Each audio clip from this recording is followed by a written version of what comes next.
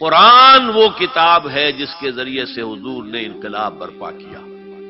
قرآن کی آیات سناؤ، یہ میگنیٹ سلیم الفطرت لوگوں کو کھینچ لے گا۔ رسولہ الکریم، اما بعد فاعوذ باللہ من الشیطان الرجیم، بسم اللہ الرحمن الرحیم۔ رب اشرح لی صدری ویسر لی امری واحلل عقدۃ من لسانی یفقہوا قولی، آمین یا رب العالمین۔ قرآن کی 4 بنیادی اصطلاحیں سید مودودی رحمۃ اللہ علیہ کی یہ مارکۃ الآراء کتاب، جس کا ہم نے لفظاً مطالعہ شروع کیا، الحمدللہ 2 نشستیں اس پر ہو چکی ہیں۔ آج تیسری نشست میں ہم جتنا پڑھ چکے ہیں اس کو سم اپ کرتے ہوئے اپنی بات آگے بڑھائیں گے انشاءاللہ۔ مولانا مودودی رحمۃ اللہ علیہ کی یہ کتاب دراصل دین اور فرائض کے جامع تصور پر مشتمل ہے، اور جیسے پچھلی دفعہ ہم نے مقدمے میں اور بعض جو بنیادی مباحث ہیں اس میں یہ پڑھا تھا سید مودودی کی زبانی، کہ جب تک ان اصطلاحات اور ان کی جو تفصیلات ہیں ان کو ہم نہیں سمجھیں گے، اس وقت تک قرآن مجید کا جو اصل نقطہ نظر اور مطمع نظر ہے وہ بھی سمجھ نہیں آئے گا۔ تو اس اعتبار سے ضروری ہے کہ ہم ان مباحث کو اپنی گہرائی میں جا کر سمجھیں۔ یہ اصطلاحات اور ان کے معنی اور مفاہیم اور ان کے جو تصورات از خود قرآن مجید نے جو واضح کیے ہیں، وہ جب تک واضح نہیں ہوں گے تو بات پھر صحیح طریقے سے سمجھ میں آئے گی بھی نہیں۔ اور یہی وہ معاملہ ہے کہ ہم دیکھتے ہیں کہ قرآن مجید نے ان اصطلاحات پر بہت تفصیل کے ساتھ گفتگو کی ہے، ان کے تصورات پر۔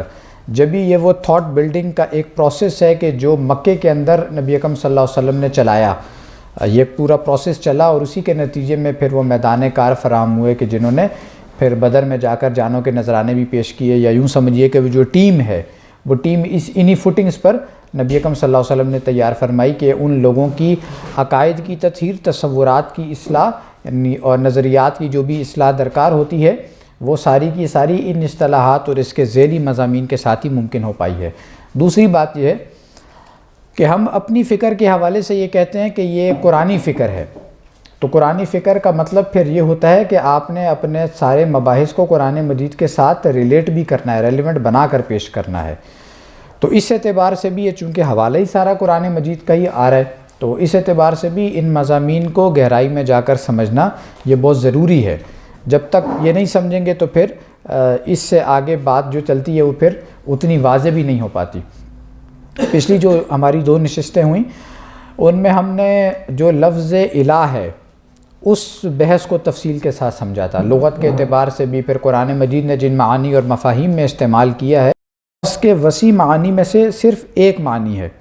اس کی پوری وسعتوں کا جائزہ لینے سے معلوم ہوتا ہے کہ یہ لفظ حسب ذیل مفہومات پر حاوی ہے، یعنی ان تمام تر مفاہیم کا احاطہ کرتا ہے۔ نمبر 1، پرورش کرنے والا، ضروریات بہم پہنچانے والا، تربیت اور نشو و نما دینے والا۔ یہ وہ بات ہے کہ جو اوپر عربی کا جو مقولہ ہے اس سے یہ بات واضح بھی ہو گئی۔ باقی مفاہیم کیا ہیں؟ کفیل، خبر گیراں اور دیکھ بھال اور اصلاح حال کا ذمہ دار۔ کفیل کون ہوتا ہے؟ کفالت کرنے والا۔ وہ سعودی عرب میں کفیل مشہور ہوتے ہیں، تو وہ در حقیقت پورا انہوں نے ذمہ داری لی ہوئی ہوتی ہے، لیتے نہیں ہیں خیر، لیکن بہرحال اصطلاح کا یہی مطلب ہے۔ خبر گیراں یعنی خبر رکھنے والا، پورے طور سے پوری انہماک اور توجہ کے ساتھ کسی کو توجہ دینے والا، خبر رکھنے والا۔ دیکھ بھال اور اصلاح حال کا ذمہ دار۔ نمبر 3، وہ جو مرکزی حیثیت رکھتا ہو جس میں متفرق اشخاص مجتمع ہوتے ہوں۔ مرکزی ایک حیثیت ہوتی ہے نا کسی کی، مرکزی شخص حیثیت کس کی ہوتی ہے؟ جو بڑا بھی ہوتا ہے، جس کا ایک مقام و مرتبہ ہوتا ہے، جس کی بات سنی جاتی ہے، جس کو اہمیت دی جاتی ہے، جس کے پاس جا کر اپنے مسائل کا حل اس سے جو ہے وہ نکلوایا جائے گا، وہ ہوتا ہے جسے مرکزی حیثیت آپ دیتے ہیں۔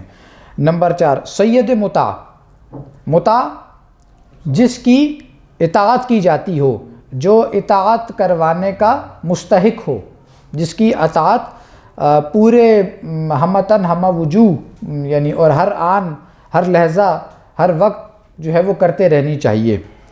تو سید مطاع یعنی جس کی اطاعت کی جاتی ہے ان کا سردار، یعنی ان کا بھی سب سے بڑا۔ اور سردار ذی اقتدار، سردار ذی اقتدار کا مطلب یہ ہوتا ہے کہ وہ سردار کے جو اقتدار والا بھی ہو، مطلب ہمارے پاکستان کا کوئی پرائم منسٹر نہ ہو جس بیچارے کی کوئی چلنی نہیں ہے، اسے بھی پتہ ہے جن کی چلنی ہے تو کن کی چلنی ہے، ابھی تو خیر کوئی لینے کو بھی تیار نہیں ہے، وہ اسی وجہ سے نا کہ اسے پتہ ہے کہ آ کے کرنا بھی کیا ہے، کچھ بھی نہیں۔ تو جیسے آپ اس کی کلاسیکل مثال جو ہے نا وہ ملکہ برطانیہ کی آج کے دور میں، جس کی حیثیت ایک ڈمی کی ہے، اس کی چلتی ولتی ظاہر ہے کوئی نہیں، ہمارے والے کی پھر چل جاتی ہوگی، لیکن اس کی تو خیر بالکل بھی نہیں چلتی، وہ ڈمی کے طور پر ہے۔ تو سردار ذی اقتدار، وہ سردار جو اقتدار بھی رکھتا ہے، یعنی مقتدر ہو، اس کے پاس قوت اور اختیار اور طاقت یہ سب بھی ہو، یعنی یہ بھی کس کے مفہوم میں شامل ہے؟ رب کے مفہوم میں شامل ہے۔ جس کا حکم چلے، جس کی فوقیت و بالادستی تسلیم کی جائے، جسے تصرف کے اختیارات ہوں، تصرف خرچ کرنا، کسی بھی شے کو ایکسرسائز کرنا، یعنی مثال کے طور پہ آپ کے پاس اختیار ہے، لیکن اختیار ہو سکتا ہے کاغذوں میں ہو، اگر تو آپ اختیار کو ایکسرسائز بھی کر سکتے ہیں تو اس کا مطلب یہ ہے کہ آپ کے تصرف میں ہے، آپ اس اختیار کو ایکسرسائز کرنے میں مختار ہیں، آپ بآسانی اس کو ایکسرسائز کر سکتے ہیں۔ اور نمبر 5 مالک اور آقا۔ قرآن میں لفظ رب کے استعمالات، قرآن مجید میں یہ لفظ ان سب معانی میں آتا ہے، یعنی کون سے معانی؟ یہ جو ابھی ہم نے پڑھے ہیں، یہ بحث اس لیے پیچھے سے کور کی ہے تاکہ یہ مضمون ابھی جڑ سکے۔ تو یہ جتنے بھی معانی ابھی 5 قسم کے گزرے ہیں، ان سب معانی میں آتا ہے قرآن مجید میں۔ کہیں ان میں سے کوئی ایک یا 2 معنی مراد ہیں، کہیں ایک اس سے زائد اور کہیں 5 معنی۔ اس بات کو ہم آیات قرآنی سے مختلف مثالیں دے کر واضح کریں گے۔ پہلے معنی میں قال معاذ اللہ انہ ربی احسن مثواہ، اس نے کہا کہ پناہ بخدا وہ تو میرا رب ہے جس نے مجھے اچھی طرح رکھا۔ اور یہ فٹ نوٹ پہ لکھا ہے مودودی صاحب نے اس کی تشریح میں، کسی کو یہ خیال نہ ہو کہ حضرت یوسف عزیز مصر کو اپنا رب جو ہے وہ فرما رہے ہیں، جیسا کہ بعض مفسرین کو شبہ ہوا ہے، بلکہ دراصل وہ، یعنی وہ کون؟ یعنی وہ جو اشارہ ہے وہ کی طرف، وہ کیا ہے کا اشارہ خدا کی طرف ہے جس کی پناہ انہوں نے مانگی ہے۔ یعنی معاذ اللہ انہ ربی، یعنی جب مشار الیہ یا مشارون الیہ قریب ہی مذکور ہے تو گویا قریب ہی مذکور ہے تو کوئی غیر مذکور مشارون الیہ تلاش کرنے کی کیا ضرورت ہے؟ ٹھیک ہے جی، یہ ان چیزوں کی وضاحت ابھی آگے جا کر ہو بھی جائے گی انشاءاللہ۔ جی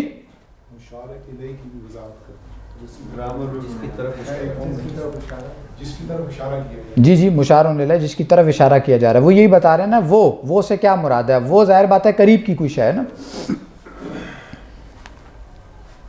اس کی ہوگی آگے وضاحت؟ جی وضاحت آ جائے گی انشاءاللہ۔ اچھا جی، تو قال معاذ اللہ انہ ربی احسن مثواہ، اس نے کہا کہ پناہ بخدا وہ تو میرا رب ہے جس نے مجھے اچھی طرح رکھا۔ دوسرے معنی میں جس کے ساتھ پہلے معنی کا تصور بھی یعنی کم و بیش موجود ہے،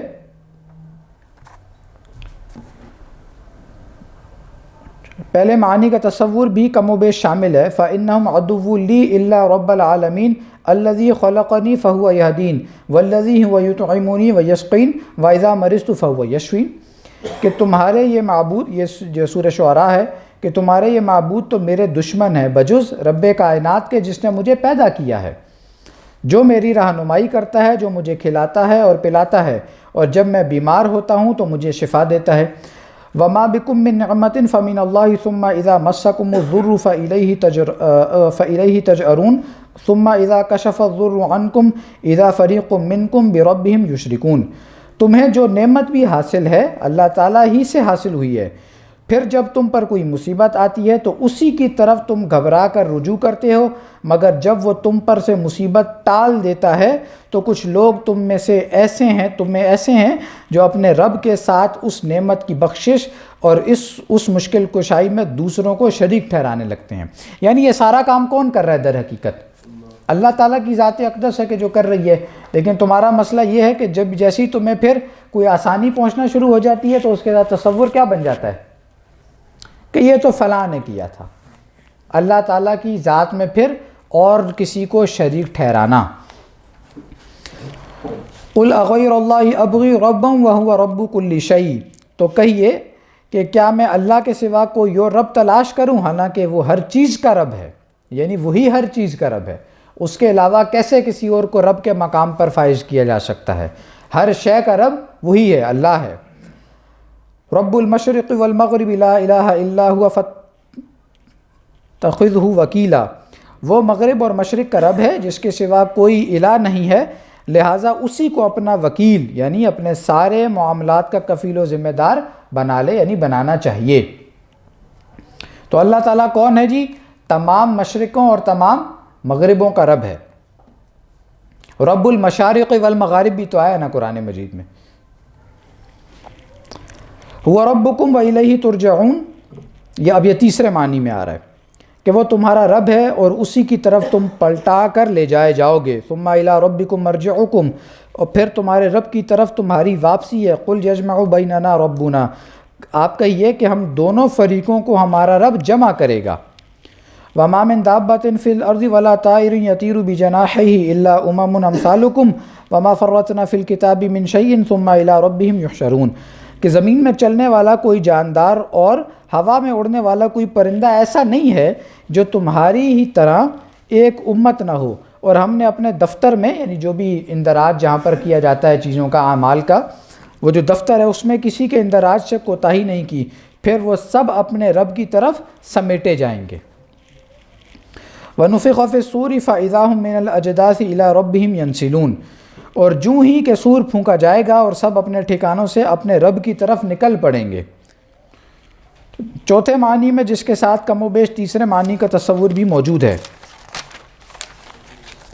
اتخذوا احبارهم ورهبانهم اربابا من دون اللہ، انہوں نے اللہ کے بجائے اپنے علماء اور درویشوں کو اپنا رب بنا لیا۔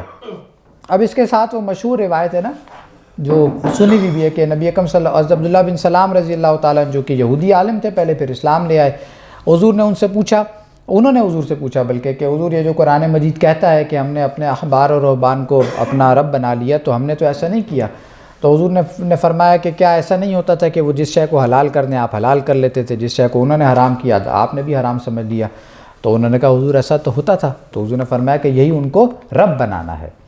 تو یعنی حلال اور حرام کا اختیار دینے کا مطلب بھی رب بنانا ہے، ٹھیک ہے جی۔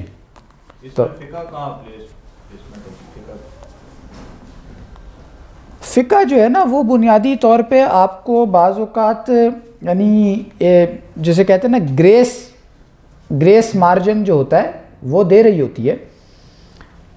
اب ویسے تو اگر اس میں دیکھیں نا فقہی اعتبار سے تو وہ حدیث بھی تو موجود ہے نا، لا طاعۃ لمخلوق فی معصیت الخالق، کسی مخلوق کی اطاعت نہیں ہوگی جس میں خالق کی معصیت لازم آتی ہو، ٹھیک ہے۔ اب ظاہر ہے یہاں پر فرق از خود ہو جائے گا، ایک وہ شخص کہ جو خدا اور رسول کا ہی منکر ہے، اس نے کہاں سے پھر خدا کی مرضی کے مطابق حکم دینا ہے۔ پھر اطیعوا اللہ و اطیعوا الرسول و اولی الامر منکم، تو اولی الامر منکم میں کیا ہے؟ یہ منکم کا مطلب کیا ہے؟ تم مسلمانوں میں سے جو ہوں۔ تو ان معنوں میں پھر غیر مسلم کی اطاعت سرے سے ہی خارج از بحث ہے بالکل۔ اسی سے ہی ایک اور لیول پر جا کر یہ جو علماء نے عقیدہ بنایا نا، عقیدہ الولا والبراء، وہ بھی تو یہی ہے نا دراصل، یعنی اس کے پیچھے بھی وہ سائنس کیا ہے بنیادی طور پہ؟ سورہ مائدہ کا مضمون ہے نا کہ لا تتخذوا اليهود والنصارى اولیاء بعضکم اولیاء من بعض ومن يتولهم منکم فانه منهم، تو یہود و نصارہ کو اپنا دوست یعنی نہیں بنانا چاہیے، نہ بناؤ، اور جو تم میں سے ان کو اپنا دوست بنائے گا وہ انہی میں سے ہوگا۔ تو اب یہ آپ کی محبت اور آپ کی نفرت یہ کس کے لیے ہونی چاہیے؟ حدیث میں آیا نا کہ من اعطى للہ ومنع للہ وابغض للہ، چوتھی بھی تو ایک بات ہے، من اعطى للہ ومنع للہ وابغض للہ واحب للہ، من احب للہ، بات یہاں سے شروع ہوتی ہے۔ تو جس نے یہ چار کام کر لیے، محبت اللہ کے لیے، بغض اللہ کے لیے، کسی کو دیا اللہ کے لیے، کسی کو روکا اللہ کے لیے، فقد استکمل الایمان، اس نے اپنا ایمان مکمل کر لیا۔ تو فقہی اعتبار سے دیکھیں گے تو ظاہر بات ہے کہ غیر وہ مسلم کی اطاعت تو ویسے ہی کسی کھاتے میں نہیں ہے نا۔ دوسری بات یہ ہے کہ اس میں مسلمانوں کے وہ لوگ، وہ حکمران لوگ کہ جو ان کے ساتھ پینگیں بڑھاتے ہیں، جن کی ساری محبت، جن کی ساری وفاداریاں وہ ساری سوئس بینکوں کے ساتھ ہیں، جنہوں نے سارا اپنا جو رکھوایا تو پنامے میں لکھوایا جو ہے وہ رکھوایا، جنہوں نے جو کیا، جو وفاداریاں نبھائیں، جن کے بدلے میں انہیں آسٹریلیا میں جزیرے ملے، جس کے بدلے میں انہوں نے پاپا جونس کی جو ہیں وہ ایک سے ایک فرنچائزز کھلوائیں، وہ کیا پنڈی والے ہوں یا اسلام آباد والے ہوں یا درمیان والے ہوں، جو درمیان میں ہوتے ہیں سب کو ہی پتہ ہے. تو یہ سارے کے سارے کس کھاتے میں جائیں گے؟ غیر اللہ کی اطاعت میں جائیں گے. تو ان میں سے کسی کی پھر اطاعت ان معنوں میں ہونی نہیں چاہیے. پھر ان کو جا کے ووٹ دینے، یہ ووٹ والا مسئلہ بڑا اہم ہے اس اعتبار سے. انہیں کوئی جا کر تو ووٹ ہم نے دینے ہیں، دیے ہیں ہمارے لوگوں نے، وہی تماشا لگا ہوا ابھی تک حل ہونے پہ نہیں آ رہا. تو حقیقت یہ ہے کہ آپ کا ووٹ یہ ان معنوں میں، اسے جن لوگوں نے شہادت بنایا وہ شہادت تو بہت ہی ہائی فائی قسم کا لفظ ہے قرآن مجید کا. شہادت کے لیول پر تو وہ یا مفہوم پر یہ ووٹ تو بالکل بھی نہیں اترتا. لیکن یہ کہ جو امانت ہے یہ بہرحال بات ٹھیک ہے امانت والی. تو اگر آپ نے یہ ووٹ کسی کو دیے تو ان معنی میں یہ امانت ہے. ان آپ نے طاغوت کے ہرکاروں کو دے دیے تو انہوں نے یہی کرنا تھا جو کر رہے ہیں. پہلے 76-78 سال سے کیا ٹھیک ہو گیا ہے کہ جو اب ٹھیک ہو جائے گا؟ وہ عمران بھی اس میں کہتے ہیں کہ اگر آپ نے مطلب کہ خالی نہ آپ جا کے 2 پہ ٹھپا لگا دیں، ضائع کرائیں کہ بھئی وہ آپ کا ووٹ نہیں غلط نہ کاسٹ ہو جائے کسی کے اس میں، ٹھیک ہے. اور یہ یوسف بھائی سے ایک لڑکے نے سوال کیا تھا 2013 میں سفاری کلب میں، تو انہوں نے یہ کہا تھا کہ بھئی سسٹم کو آپ وہ نہیں کر سکتے، آپ سسٹم میں رہتے ہوئے ایسی چیز کریں، آپ جا کے 3 پہ ٹھپے لگائیں، آپ کا ووٹ ضائع ہو گیا، کسی اور کو بھی نہیں جا رہا اور آپ کا مسئلہ بھی پورا ہو گیا. جنہوں نے جیتنا ہے نا وہ 50,000 ووٹ بھی لے آتے ہیں. کمشنر صاحب نے کٹا کھولا ہے نیا، ابھی دیکھیں کیا نتیجہ نکلتا ہے. میرے نا والد صاحب فوت ہو گئے 5 سال ہو گئے، ان کا ووٹ پڑا ہوا. ہاں دیکھ لیں، یہ یعنی زندہ معجزہ. آپ انکار کر سکتے ہیں زندہ کرامت کی؟ یہ تو زندہ کرامت ہے آج کے دور کی. چلیے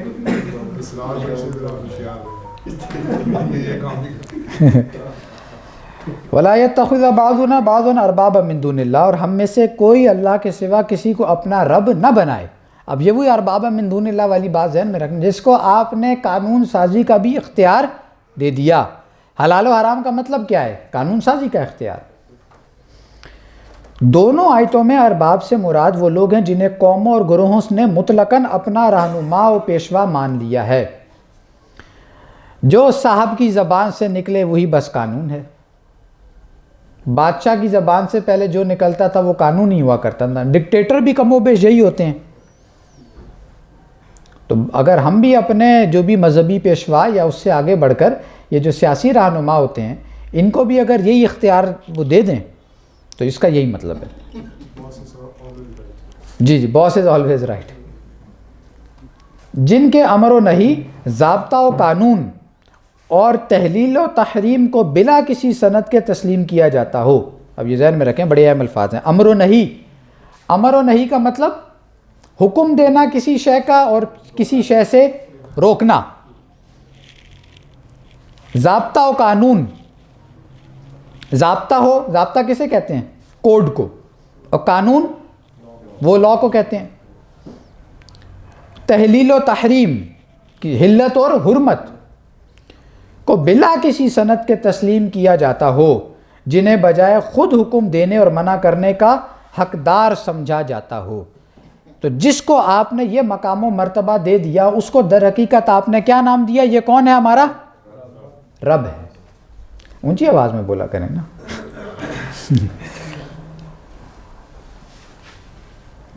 اما احدکما فیسقی ربہ خمرا وقال للذی ظن انہ ناج منہ اذکرنی عند ربک فانساہ الشیطان ذکر ربہ. یوسف علیہ السلام نے کہا کہ تم میں سے ایک تو اپنے رب کو شراب پلائے گا، اور ان دونوں میں سے جس کے متعلق یوسف علیہ السلام کا خیال تھا کہ رہا ہو جائے گا، اس سے یوسف علیہ السلام نے کہا کہ اپنے رب سے میرا ذکر کرنا، مگر شیطان نے اسے بلاوے میں ڈال دیا اور اسے اپنے رب سے یوسف علیہ السلام کا ذکر کرنے کا خیال نہ رہا. اب یہ بالکل وہ لفظی ترجمہ کیا ہے مودودی صاحب نے یہاں پر بات سمجھانے کے لیے، یعنی مراد در حقیقت بادشاہ کی بات ہو رہی ہے، لیکن رب کا لفظ آیا نا قرآن مجید نے، تو کن معنوں میں استعمال کیا ان لوگوں نے رب کے لفظ کو؟ یہ اس کی ایکسپلینیشن ہے. فلما جاءه الرسول قال قال ارجع الى ربك فاسأله ما بال النسوة التي قطعن ايديهن ان ربی بکیدہن علیم، کہ جب پیغام لانے والا یوسف علیہ السلام کے پاس آیا تو یوسف علیہ السلام نے اس سے کہا کہ اپنے رب کے پاس واپس جاؤ اور پوچھو کہ ان عورتوں کا کیا معاملہ ہے جنہوں نے اپنے ہاتھ کاٹ لیے تھے، میرا رب تو ان کی چال سے باخبر ہے ہی۔ اب دیکھیں نا، یہ ایک ہی جگہ پر رب کے دو مفاہیم آ گئے۔ ہاں، اب یہ آخر میں جس رب کا ذکر ہے وہ رب کون ہے؟ وہ اللہ ہے۔ یہ پہلے والا رب کون ہے؟ بادشاہ ہے۔ ان آیات میں حضرت یوسف علیہ السلام نے مصریوں سے خطاب کرتے ہوئے بار بار فرعون مصر کو ان کا رب قرار دیا ہے۔ وہ ظاہر ہے اس وقت جو بھی تھا اوپر بیٹھا ہوا وہ یعنی فرعون تھا، ان کا رب قرار دیا ہے، اس لیے کہ جب وہ اس کی مرکزیت اور اس کا اقتدار اعلیٰ اور اس سے امر و نہی کا مالک تسلیم کرتے تھے تو وہی ان کا رب تھا۔ یعنی برعکس اس کے کہ خود حضرت یوسف علیہ السلام اپنا رب اللہ کو قرار دیتے ہیں۔ اب یہ دیکھیں نا کتنے ایک ہی آیت میں کس قدر یہ ہے نبی اور رسول کی دعوت کس قدر واضح ہوتی ہے، صاف شفاف، کوئی ہلکا سا بھی شائبہ تک نہیں ہے کہ غلطی سے اپنا جو ہے وہ رب اس کو بنا لیا ہو، نہیں، بات ہوگی پوری کلیئرٹی کے ساتھ۔ یہی یعنی معجزہ ہے نا انبیاء علیہ السلام کا کہ ان کی گفتگوؤں میں یہ التباس اس طریقے سے پیدا کرنا ممکن نہیں ہوتا۔ یہ تو بہت اللہ تعالیٰ ان کو نازل ہی کرتا ہے بالبینات، قرآن کے واضح روشن نشانیاں دے کر، اور بینات عربی زبان میں ان نشانیوں کو کہا جاتا ہے جس کا انکار ممکن نہ ہو، جو اس قدر واضح ہوں کہ وہ اپنی وضاحت پر از خود دلیل ہوں، اس قدر واضح نشانیاں جس کے بعد انکار ممکن نہ رہے۔ یعنی ان بائسڈ آدمی ہو تو اس کے لیے انکار ممکن نہیں رہتا، چہ جائے کہ پھر آدمی کسی بائسنس کا شکار ہو تو پھر ظاہر ہے اس نے اپنے کسی ویسٹڈ انٹرسٹ کی بنیاد پر انکار کرنا ہی ہے۔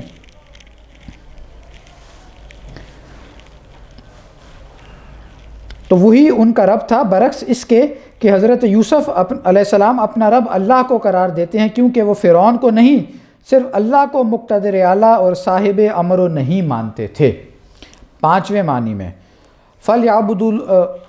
فَلْيَعْبُدُوا رَبَّ هَذَا الْبَيْتِ الَّذِي أَطْعَمَهُم مِّن جُوعٍ وَآمَنَهُم مِّن خَوْفٍ، لہٰذا انہیں اس گھر کے مالک کی عبادت کرنی چاہیے جس نے ان کی رزق رسانی کا انتظام کیا ہے اور انہیں بدامنی سے محفوظ رکھا ہے۔ سبحان ربک رب العزت عما یصفون، تیرا رب جو عزت و اقتدار کا مالک ہے ان تمام صفات عیب سے پاک ہے جو یہ لوگ اس کی طرف منسوب کرتے ہیں۔ فسبحان اللہ رب العرش عما یصفون، اللہ جو عرش کا مالک ہے ان تمام صفات عیب سے پاک ہے جو یہ لوگ اس کی طرف منسوب کرتے ہیں۔ قل من رب السماوات السبع ورب العرش العظیم، پوچھئے کہ ساتوں آسمانوں کا اور عرش بزرگ کا مالک کون ہے۔ اب یہ رب ایک اور مفہوم میں یہاں پر آ رہا ہے، رب السماوات والارض وما بینہما ورب المشارق، وہ جو مالک ہے آسمانوں اور زمین کا اور ان سب چیزوں کا جو آسمان و زمین کے درمیان ہیں اور سب چیزوں کا جن پر سورج طلوع ہوتا ہے۔ وَأَنَّهُ هُوَ رَبُّ الشِّعْرَى، اور یہ کہ شعرا کا مالک بھی وہی ہے۔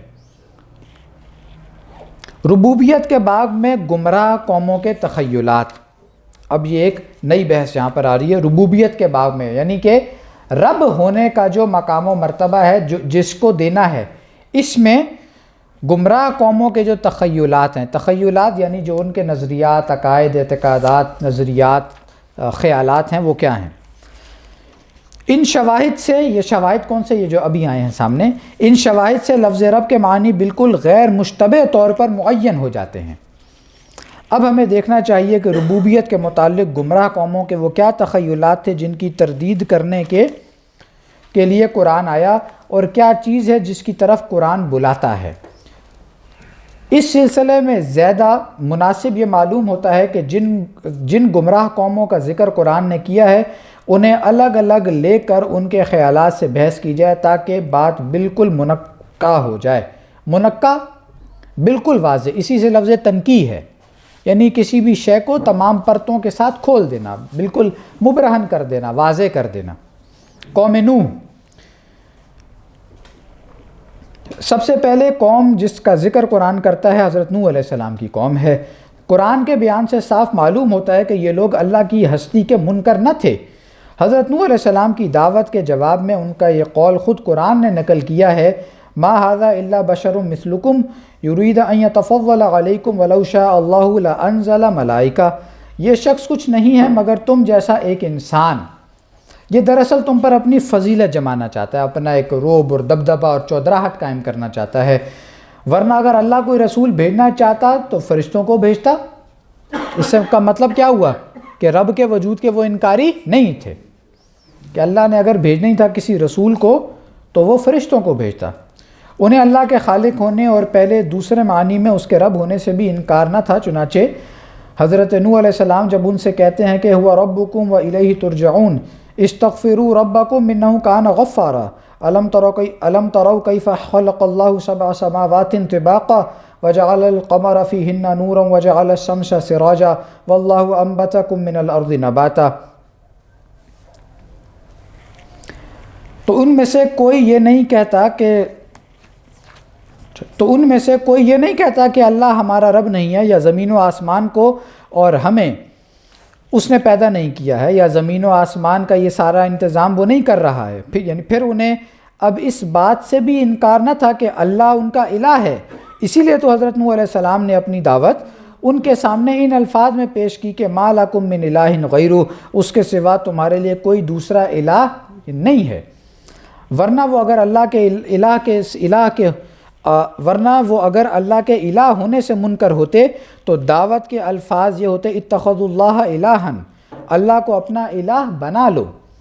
اب سوال یہ ہے کہ ان کے اور حضرت نوح علیہ السلام کے درمیان یہ نزاع کس بات پر تھا؟ یعنی اللہ کے وہ الہ ہونے اور الہ کے مفہوم میں رب ہونے کے وہ قائل ہیں، اور وہ کہہ رہے ہیں نوح علیہ السلام تم اللہ کو اپنا رب بناؤ، تو جھگڑا کس بات کا؟ رب تو وہ مان رہے ہیں نا الہ کے معنوں میں، تو جھگڑا کیا ہے وہ بات یہاں آ رہی ہے۔ آیات قرآن کے تتبع سے معلوم ہوتا ہے کہ بنائے نزاع دو باتیں تھیں، تتبع پیروی میں، آیات قرآن کے تتبع سے معلوم ہوتا ہے، تتبع یعنی ان کی اگر آپ یعنی پیروی کریں، ان آیات کا سیکوینس دیکھتے ہوئے ان کے پیچھے اگر چلیں اتباع سے، تو برائے نزاع یعنی بنائے نزاع یعنی جھگڑے کی باتیں دو ہیں۔ ایک یہ کہ حضرت نوح علیہ السلام کی تعلیم یہ تھی کہ جو رب العالمین ہے، جیسے تم بھی مانتے ہو کہ تمہیں اور تمام کائنات کو اسی نے وجود بخشا ہے اور وہی تمہاری ضروریات کا کفیل ہے، دراصل وہی اکیلا تمہارا الہ ہے، اس کے سوا کوئی دوسرا الہ نہیں ہے، کوئی اور ہستی نہیں ہے جو تمہاری حاجتیں پوری کرنے والی، مشکلیں آسان کرنے والی، دعائیں سننے اور مدد کو پہنچنے والی ہوں، لہذا تم اسی کے آگے سر نیاز جھکاؤ۔ یا قوم اعبدوا اللہ ما لکم من الہ غیرہ ولکنی رسول من رب العالمین ابلغکم رسالات ربی، اے برادران قوم، اے میری قوم کے بھائیوں، اے میری قوم کے لوگوں، اللہ کی عبادت کرو، اس کے سوا تمہارے لیے کوئی دوسرا الہ نہیں ہے، مگر میں رب العالمین کی طرف سے پیغامبر ہوں، رسول اور نبی بنا کر بھیجا گیا ہوں، پیغامبر ہوں، تو میں اپنے رب کے پیغامات پہنچاتا ہوں۔ برعکس اس کے وہ لوگ اس بات پر مصر تھے یعنی بضد تھے، ڈٹے ہوئے تھے، راضی تھے کہ رب العالمین تو اللہ ہی ہے، مگر دوسرے بھی خدائی کے انتظام میں تھوڑا بہت دخل رکھتے ہیں۔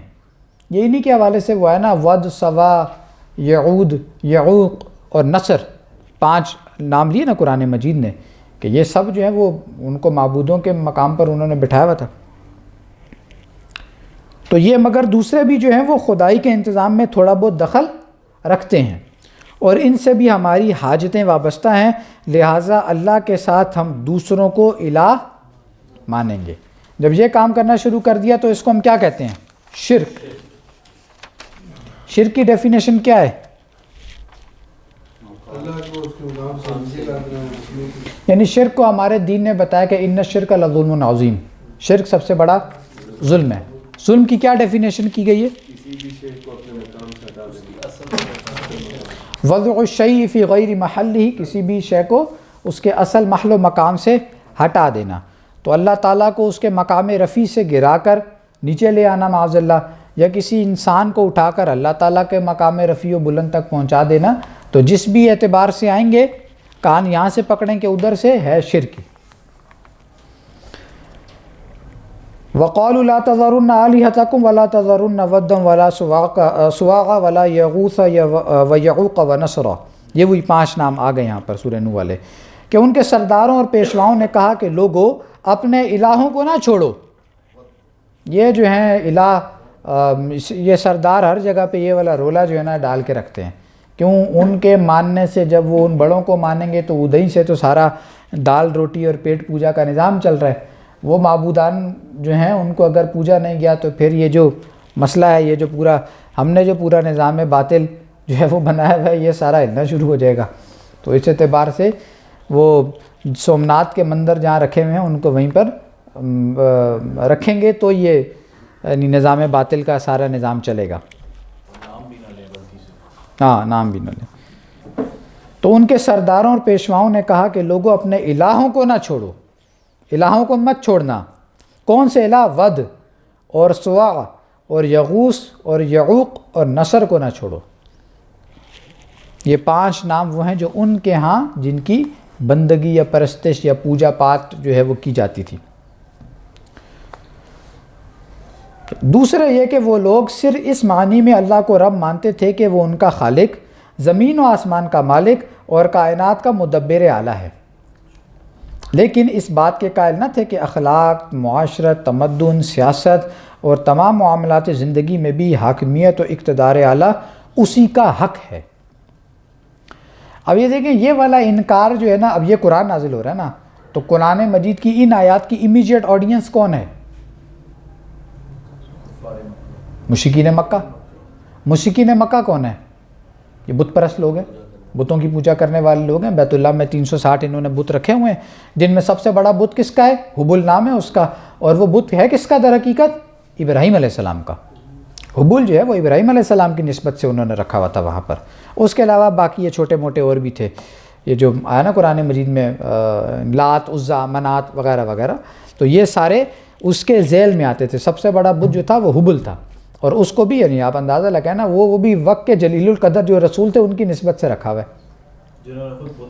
جنہوں نے خود بت شکنی والا کام کیا. ان کو یہ کہا جا رہا ہے وہ بھی اللہ تعالیٰ کے خالق ہونے کے انکاری نہیں تھے. سورہ اعراف میں اور بھی قرآن مجید میں کئی مقامات پر مضمون ہے، وَلَئِن سَأَلْتَهُم مَّنْ خَلَقَ السَّمَاوَاتِ وَالْأَرْضَ لَيَقُولُنَّ اللَّهُ. اللہ کے نبی آپ ان سے پوچھئے زمین و آسمان کو کس نے تخلیق کیا ہے؟ یہ لازماً کہیں گے اللہ نے کیا ہے.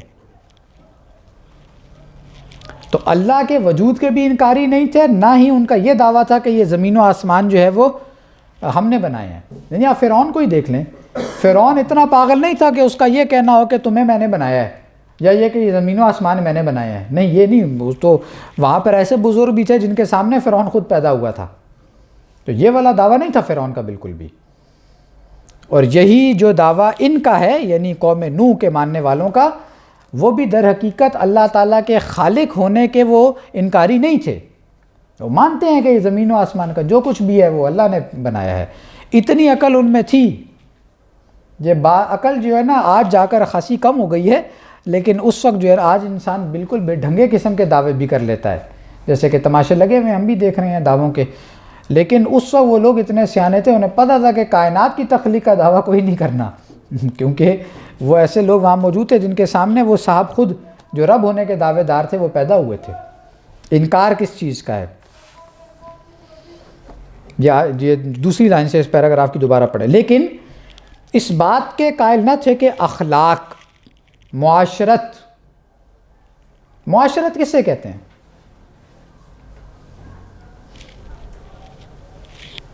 ہاں جی، معاشرت کسے کہتے ہیں؟ معاشرت کے بہت طلباء بھی ہوں گے. معاشرتی علوم نہیں پڑھی کسی نے؟ سوشل اسٹڈیز ہی ہوتی تھی.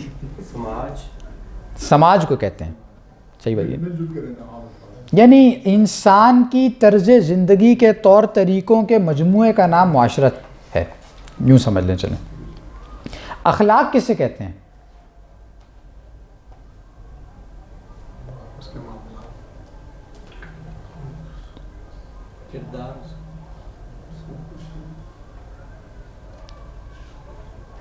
آپس میں ایک دوسروں کے ساتھ جو لین دین بہیو کرنے کا جو کوڈ ہے، گفتگو لین دین تہذیب کسے کہتے ہیں؟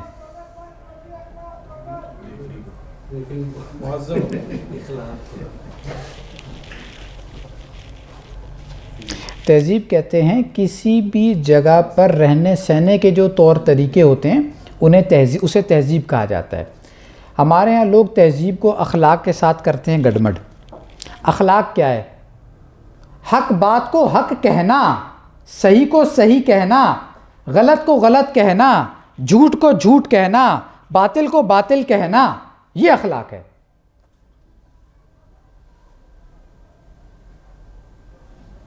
آپ حق بات کو چھپا لیں، باطل کی ملمہ کاری کر لیں اور آپ کو کہا جائے آپ بد اخلاق ہیں. یعنی وہ گفتگو میں اگر آپ کی ٹون تھوڑی اوپر نیچے ہو جائے کہا جائے بد اخلاقی. یہ نہیں ہے بھائی، یہ عین اخلاق ہے کہ آپ حق کو حق کہیں، باطل کو باطل کہیں. یہ جو طور طریقے ہوتے ہیں نا سماج کے، یعنی مثال کے طور پہ آپ لکھنؤ والوں کو دیکھ لیں، وہ اگر گفتگو کریں گے تو بالکل اور انداز. وہ چھوٹے بچے کو بھی آپ کہہ کر بات کریں گے، آپ یہ کر لیں، آپ ایسے یوں کر لیں، آپ یہاں آ جائیں، آپ وہاں جائیے. یہ چھوٹے بچے کے لیے بھی وہ یہی الفاظ استعمال کرتے ہیں. اور پنجاب میں آ جائیں، یعنی پنجاب میں والدین کو بھی اگر تو تکار کر کے گفتگو کر لی جائے تو کوئی معیوب نہیں سمجھا جاتا. اور پنجاب میں گفتگو یہ جو ٹھیٹھ آگے کا مین جو پنجاب ہے یہاں، اور آگے بھی اگر آپ چلے جائیں ساؤتھ پنجاب کی طرف، تو وہاں پر گالی شامل کر کے گفتگو کرنا یہ کوئی معیوب بات نہیں ہے. تو بڑا فرق پڑ جائے. یہ اسے کہتے ہیں، یہ ہے تہذیب. یعنی کہ چیزیں جس انداز سے بنتی ہیں، ابھرتی ہیں، رہنے سہنے کے طریقے، کھانے پینے کے انداز، ایک دوسرے کے ساتھ رکھ رکھاؤ وغیرہ وغیرہ، یہ ساری چیزیں تہذیب میں آتی ہیں. اخلاق تو ان سے بہت ہائی لیول کی شے ہے. جسے ہم وہ کہتے ہیں نا ضابطۂ اخلاق. ضابطۂ اخلاق بھی ہم نے جو ہے پتہ نہیں کسی جو نا بہت ہی اس کی تعریف بھی بالکل لو لیول کی کرتے ہیں. میں نے اس معاملے میں جو کلاسیکل مثال ہے قرآن مجید میں جو آئی ہے وہ آیت البر ہے. اخلاق کے موضوع پر کمال ہے قرآن کا. وہ سورہ بقرہ کی آیت نمبر 177. تو یہاں وضاحت اس لیے کی ہے تاکہ یہ الفاظ واضح ہوں، اور ان کے اصل مفاہیم جب تک واضح نہیں ہوں گے تو بات پھر صحیح اپنے کانٹیکسٹ میں سمجھ بھی نہیں آتی. یہ اخلاق کا لغوی مفہوم ہے سارا، اصطلاحی مفہوم، اصطلاح ہے نا جن معنوں میں قرآن مجید نے اسے بیان کیا یا جو ہمارے دین نے بیان کیا، مستعمل ہے جس مفہوم کے ساتھ. مفہوم ایکسٹریکٹ قرآن سے کیا گیا اخلاق کا. ہاں، خلق عظیم کے الفاظ تو آئے نا، وَإِنَّكَ لَعَلَىٰ خُلُقٍ عَظِيمٍ. عرف عام میں اگر ہم کہتے ہیں کہ کسی شخص کا اخلاق بڑا اچھا ہے تو وہ غلط جملہ ہے. نہیں، عرف عام میں اگر ہم اس کی سچائی پر گفتگو اگر کر رہے ہوں پھر یہ بات ٹھیک ہے. یعنی ایک آدمی ہے ہی 2 نمبر، ڈاکو ہے، وہ ڈاکو ہے لیکن ملتا آپ سے. یہ سارے ڈاکو اچھے طریقے سے ملتے ہیں، سارے چور ڈاکو یہ لٹیرے یہ جب ملیں گے جھک کے ملیں گے آپ کے ساتھ، بہت اچھے بامروت انداز سے ملیں گے، اور ہم انہیں یہ کہتے ہیں کہ ہم یعنی بہت بااخلاق آدمی ہیں. جی بالکل. جی جی سر. ایک آپ نے کہا نا کہ ضابطہ اخلاق، اس کو اگر انگریزی اس کا ترجمہ رکھیں code of conduct, code of ethics, ٹھیک ہے، بلکہ کوڈ آف ایتھکس میرے خیال میں زیادہ ہے. اور اس کے ساتھ جو یہ جہاں جو ہم پڑھ رہے ہیں جملہ وہ یہ ہے کہ اصلاً تو اخلاق کا معیار ہے، گفتگو اس سے متعلق ہو رہی ہے کہ ایک اخلاق کا معیار ہے جو اللہ نے رکھا ہے. اخلاق بیسیکلی میرے خیال میں خلق سے نکلا ہوا ہے. جی جی. اللہ تخلیق کرتا ہے انسان کا. اور پھر ساتھ ہم یہ بات بھی رکھیں، آپ نے بھی ریفرنس دیا قرآن بھی اس کی بات ہے کہ آپ اخلاق کے بہترین درجے ہیں. عائشہ رضی اللہ تعالیٰ عنہ سے بھی پوچھا گیا حضور پاک کے اخلاق کیسے تھے، مجھے پوچھا گیا کیا تم نے قرآن نہیں پڑھا. یعنی یہ وہ اسٹینڈرڈز ہیں جس کی بات بھی ہو رہی ہے نا. جی جی. مشرکین یا کفار انہوں نے اسٹینڈرڈز اپنے ہیں. یہاں پہ یہی ہے کہ اخلاق، معاشرت، تمدن، سیاست، تمام معاملات کا کے لیے اسٹینڈرڈ جو ہے وہ اللہ ہے. وہ اللہ ہے، بات یہی ہو رہی ہے، وہ قرآن مجید ہے. اللہ کے معیارات مقرر. جی بالکل ایسے. وہ کوڈ آف ایتھکس یا وہ معیارات جو اللہ چاہتا ہے یا اللہ نے مقرر کیے ہیں ہمارے وہ اخلاق ہیں. ٹھیک بات ہے بالکل. جزاک اللہ. تو اخلاق معاشرت تمدن کیسے کہتے ہیں؟ ہاں یہ بھی تہذیب اور تمدن دو الفاظ استعمال ہوتے ہیں نا. تمدن عام طور پہ اس سے کہتے ہیں کہ جس پر زمانہ چل رہا ہوتا ہے, زمانے نے ظاہر ہے آگے بھی بڑھنا ہے, اسے تمدن سے یہ لفظ عبارت ہے. ایک درجے میں یہ بھی کہا جا سکتا ہے. یعنی تفصیل میں جائیں گے تو یہ سارے مفاہیم موجود ہیں. سیاست اور تمام معاملات زندگی میں بھی حاکمیت و اقتدار اعلیٰ اسی کا حق ہے. وہی رہنما, وہی قانون ساز, وہی صاحب امر و نہی بھی ہے اور اسی کی اطاعت بھی ہونی چاہیے. ان سب معاملات میں انہوں نے اپنے سرداروں اور مذہبی پیشواؤں کو رب بنا رکھا تھا. برعکس اس کے حضرت نوح علیہ السلام کا مطالبہ یہ تھا کہ ربوبیت کے ٹکڑے نہ کرو, تمام مفہومات کے اعتبار سے صرف اللہ ہی کو رب تسلیم کرو اور اس کا نمائندہ ہونے کی حیثیت سے جو قوانین اور احکام میں تمہیں پہنچاتا ہوں ان کی پیروی کرو. انی لکم رسول امین فاتقوا اللہ واطیعون. میں تمہارے لیے خدا کا معتبر رسول ہوں, لہٰذا اللہ سے ڈرو اور میری اطاعت کرو. جی سر. یہ بات کرتے ہوئے یعنی برعکس اس کے حضرت نوح علیہ السلام کا مطالبہ یہ تھا کہ ربوبیت کے ٹکڑے نہ کرو,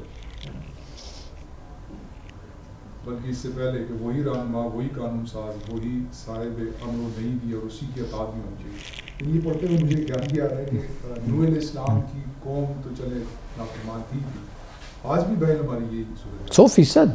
یعنی ہم نے بھی اخلاق, تہذیب, تمدن اور اچھائی برائی کے جو معیارات ہیں وہ اپنے ہیں. ہمارا بھی المیہ تو یہی ہے, گمراہی یہی ہے, شرک یہی ہے. بالکل ایسا ہی ہے. یعنی ہم اسے معاشرے کے اعتبار سے بھی دیکھیں نا تو ہم نے یہ سارے, یہ والی شے اس سے لینی ہے, یہ اس سے لینی ہے, وہی جو ہے نا ربوبیت کے ٹکڑے نہ کرو, تو ٹکڑے عملاً ہم نے کیے ہوئے. اگر ہم یہ جملہ اگر دوبارہ پڑھیں نا آج کے, یعنی ہمارے اخلاق کیا ہے, معاشرت کیا ہے, تمدن کیا ہے, سیاست کیا ہے, اور تمام معاملات زندگی میں بھی حاکمیت اور اقتدار علم اللہ کو نہیں مانتے. اس کو جوڑیں جو پیچھے تھا آپ نے پڑھا کہ ان کی محبتیں بھی ان سے نہیں ہونی چاہیے, جو ولا وال برا والی بات کہ آپ کا آدرش کیا ہے, آپ کس کو کون سے ٹرینڈز لے رہے ہیں, کون سے فیشن لے رہے ہیں, کہاں سے سب کچھ لے رہے ہیں, تو ہم انہیں کے سب کچھ کر رہے ہیں. صحیح بات ہے. اس کا مطلب ہم ان سے محبت کرتے ہیں. 8 فروری کے الیکشن کے بعد تو اسے اور گہرائی میں جا کر سمجھنا چاہیے. تو وہ یعنی ڈاکٹر صاحب کا ایک جملہ تھا نا کہ زندگی ایک وحدت کا نام ہے, یو کانٹ ڈفرینشیٹ اٹ, ٹکڑے نہیں کر سکتے آپ. اسی طرح نیکی, اخلاق, زندگی, دین, قرآن, سب ایک وحدت ہے, ان کو حصے بکھرے نہیں کیے جا سکتے. جب آپ توڑیں گے چیزوں کو, ٹکڑے ٹکڑے کریں گے تو وہی ڈپارٹمنٹل کمپارٹمنٹل ذہن بنے گا. ذہن کے اس خانے میں اللہ کا پورا ایک شاندار تصور ہوگا, دوسری طرف وہی سود خوری, وہی حرام خوری, وہی رشوت خوری, وہی 2 نمبریاں, وہی اسی طاغوتی نظام کو جا کر جو ہے وہ سپورٹ کرنا, ادھر ہی نوکریاں کرنی, ادھر ہی جا کر ان کو سپورٹ کرنا, وہی سارے دھندے ہوں گے پرانے. یہ تو منافقت ہوئی ہے. جی 100%. اور کیا ہے, منافقت ہی تو ہے. بعض جگہوں پر شعوری ہوگی, بعض جگہوں پر غیر شعوری ہوگی. غیر شعوری سفر بھی رکتا نہیں ہے زیادہ, وہ شعوری میں تبدیل ہو جاتا ہے کچھ عرصے بعد. اچھا, اس میں فراڈ جو ہوا ہے نا زیادہ اب اس جدید دور میں, وہ یہ ہے کہ یہ سارے تصورات دین کا لبادہ, ریلیجیس لبادہ پہنا کے اس کو ریڈیفائن کر دیے. اب وہ اس لیے باتیں لگتے نہیں.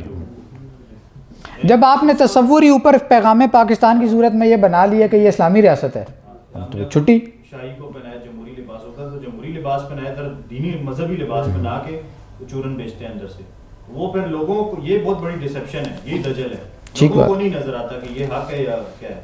جیسے ہمارے اوپر جو الزام لگے اخلاق کے, وہ کوئی اور معیارات تھے. اور ورڈز جو چینج کیے ہم نے, مطلب سیلیبریٹیز اور یہ اور وہ اس طرح. ایسے ہی ہے. اصل میں تو یہ ذہن میں رکھیں نا کہ تعلیمی نظام کیا کرتا ہے بنیادی طور پہ. تعلیمی نظام پوری بنیاد تبدیل کرتا ہے, اس میں ایک شے نہیں ہوتی. یہ لارڈ میکالے کا جو بار بار ہم بھی حوالہ دیتے ہیں, اس کی وجہ کیا ہے, اس نے کیا کیا تھا بنیادی طور پہ. جب اس نے آ کر یہاں دیکھا کہ ہندوستان میں لٹریسی ریٹ کیا ہے تو پتہ چلا 100% ہے. مطلب اس وقت کون سے کوئی اسکول کالج یہاں پر کھلے ہوئے تھے. مطلب کیا ہے جب اس کی رپورٹ یہ ہے کہ 100% ہے لٹریسی ریٹ, کہ جس تہذیب کے مسلمان سپورٹر ہیں, جس کو اون کرتے ہیں, جس کو دل و جان سے لگا کر اپنے ساتھ رکھتے ہیں، اس تہذیب سے یہ پورے طریقے سے واقف ہیں۔ اس کا مطلب یہ ہے کہ لٹریسی ریٹ 100% ہے۔ جو بنیادیں ان بنیادوں کا پتہ ہے، جتنے شعبے ان شعبوں کا پتہ ہے، اپنی تاریخ سے واقف ہیں۔ یہ سارا ریپلیس کرنا پڑے گا کسی اور شے سے، مطلب ہر شے کا مفہوم بدلنا پڑے گا، ہر اصطلاح کا مفہوم بدلنا پڑے گا، اسٹینڈرڈز تبدیل کرنے پڑیں گے۔ وہ پھر کیا لاڈ میں کالے نے پورا تعلیمی نظام وہ لے کر آیا۔ اس کے نتیجے میں تعلیم کی ڈیفینیشن تبدیل ہو گئی، تربیت کی ڈیفینیشن تبدیل ہو گئی، ترقی کیسے کرنی ہے، نوکری کیسے ملے گی، سروائیو کیسے کرنا ہے، ہر شے، اخلاق کیا ہے، موریلٹی کسے کہتے ہیں، ہر شے تبدیل ہو گئی۔ دین کیا ہے؟ دین تو ایسے ہی ہے، مذہب ہوتا ہے اصل میں تو، اور دونوں کو ہم معنی بنا دیا۔ مذہب کا مطلب دین ہوتا ہے، دین کا مطلب مذہب ہوتا ہے۔ یہ تو باقاعدہ کسی صاحب نے بتایا کہ پی ایچ ڈی کا کوئی تھیسس تھا نہ، اس میں کسی خاتون کا تھا وہ جو ہے وہ یعنی تھیسس، تو اس کے بعد وائوا جب ہوا تو وائوے میں پوچھا گیا کہ جو ہے وہ جو ڈیفینڈ جو کرنا ہوتا ہے انہوں نے اپنا آ کے آئی تھنک وہ تھا، تو اس میں سوال ہوا کہ یہ مذہب کیا ہے اور دین اور مذہب میں کیا فرق ہے؟ انہوں نے کہا دین مذہب ہوتا ہے، مذہب دین ہوتا ہے، سمپل۔